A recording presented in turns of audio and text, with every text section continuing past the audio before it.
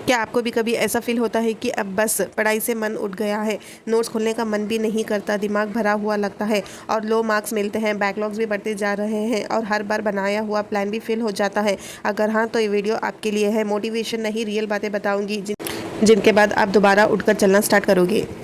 Hello everyone, welcome back to my channel. आज के इस वीडियो में हम समझेंगे कि आखिर क्यों पढ़ने का मन नहीं करता। सच बताऊं तो मैं भी एक यूपीएससी एस्पिरेंट हूँ और मैं भी ये सब स्ट्रगल से गुजरती हूँ। लेकिन एक बात समझ आ गई है कि ये प्रॉब्लम्स कॉमन है और इनसे निकलने का तरीका भी है। चलिए आज का वीडियो शुरू करते हैं और समझते हैं कि इन सब से कैसे निकल सकते हैं।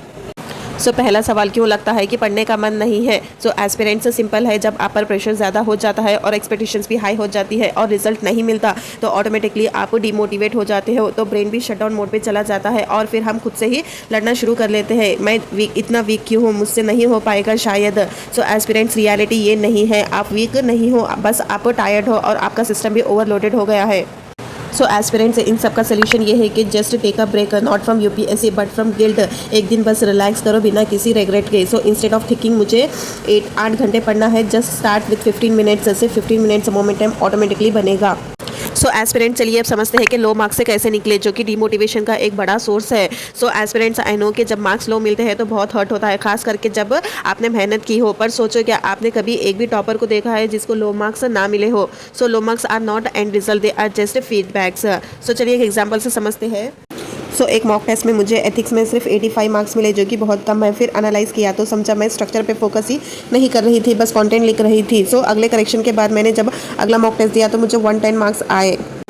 जस्ट वन करेक्शन और मार्क्स ही चेंज हो गए। इसका सॉल्यूशन ये है कि मॉक टेस्ट के मार्क्स पर रोना नहीं है, उनसे सीखना है। एक नोटबुक बनाओ, मिस्टेक डायरी, हर गलती लिखो और उसके सॉल्यूशन भी।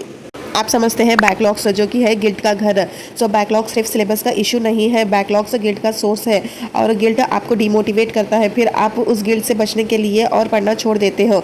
It's a trap, I know we have all been there. इसका सोल्यूशन ये है कि सबसे पहले बैकलॉग एक्सेप्ट करो, इग्नोर मत करो। एक बैकलॉग ट्रैकर बनाओ, सिर्फ लिखो क्या पेंडिंग है और फिर हर दिन एक टॉपिक करो, नॉट 5 नॉट 10, बस सिर्फ एक से ही हो जाएगा। बैकलॉग को डेली रूटीन का पार्ट बनाओ, अलग से एक्स्ट्रा बर्डन नहीं। आप समझते हैं प्लान फेल हो जाना, तो ये सबसे रिलेटेबल प्रॉब्लम है। आप सोचते हो कल से 6 घंटे डेली पढ़ेंगे, 3 सब्जेक्ट करेंगे, डेली आंसर लिखेंगे और तीसरे दिन प्लान गायब। फिर गिल्ट आता है, फिर प्लान छोड़ देते हो और आप सोचते हो मैं कंसिस्टेंट नहीं हूँ। गलत, प्रॉब्लम प्लानिंग में नहीं, आप में है। इसका सोल्यूशन ये है कि परफेक्ट प्लान मत बनाओ, रियलिस्टिक प्लान बनाओ। Instead of daily targets weekly goals रखो। एग्जांपल, इस वीक पॉलिटी के 4 चैप्टर खत्म करने हैं तो बस करने हैं। इंक्लूड बफर टाइम, मतलब अगर आप 6 घंटे का प्लान बना रहे हो तो एक्चुअल गोल 4.5 घंटे का रखो, जिससे कि आप कंप्लीट कर सको। अगला सवाल, मोटिवेशन वापस कैसे लाएं? आपको मोटिवेशन नहीं चाहिए, आपको बस मूवमेंट चाहिए। स्टार्ट करो बिना मूड के, मूड बाद में आ जाता है। डेली रिचुअल्स बनाओ, 15 मिनट्स रूल, सिर्फ 15 मिनट्स पढ़ो बिना डिस्ट्रैक्शन के। वंस यू स्टार्ट 1 घंटे हो जाएगा। स्टडी का फिक्स्ड प्लेस बनाओ जहाँ सिर्फ पढ़ाई होती हो, पढ़ाई को रिकॉर्ड करो, अपने आप को समझाते हुए वॉइस नोट्स बनाओ। You will love revising it. अपने आप से कुछ बातें डेली रोज़ बोलो, ये एक्टिंग नहीं है, ये रिवाइरिंग है।